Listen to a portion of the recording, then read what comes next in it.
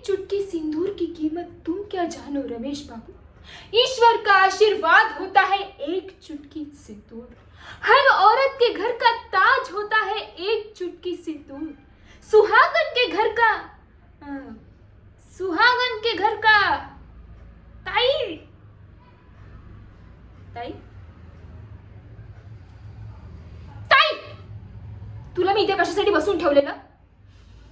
अगं मी डायलॉग विसरले तर तू मला सांगशील म्हणून ना. मग तू तू काय करते तिथे बसून? तुला अभ्यासच करायचा होता तर मला आधी सांगायचं ना. मी तुला हे काम दिलंच नसतं. माझ्या कामाला फालतूगिरी म्हणायची नाही, आधीच सांगते. हे तुला कधीच जमणार नाही. ओ प्लीज, हे तुला ना माझी आता किंमत कळणारच नाही. पहिली गोष्ट, मी जेव्हा मोठी स्टार होईल ना तेव्हा तुला माझी किंमत कळेल. मग खाली माझे पोस्टर्स लागल्यावर माझ्याकडे यायचं नाही ऑटोग्राफ वगैरे मागायला. मग मी माझ्या नावावर वेगळं घर वगैरे घेईन, तिकडे मी तुला जागा देणार नाही. मी आधीच सांगते. तू माझं स्लोगन ऐकलं नाहीयेस का? सगळे सगळे मी मोठे ऍक्ट्रेस झाल्यावर हेच बोलणार आहेत. जैसे राज को हुआ था अंजलि से पहले प्यार और फिर दोस्ती.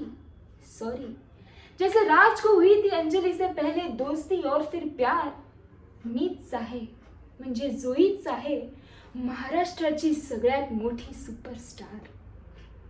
सगळे जेव्हा हे बोलतील ना तेव्हा तुला कळणार माझी खरी किंमत. आणि आता जर तुला अभ्यास करायचा असेल ना तर प्लीज बाहेर जा. मला खूप काम आहे आणि मला आजच्या आज हे सगळं पाठवायचंय, कळलं? So please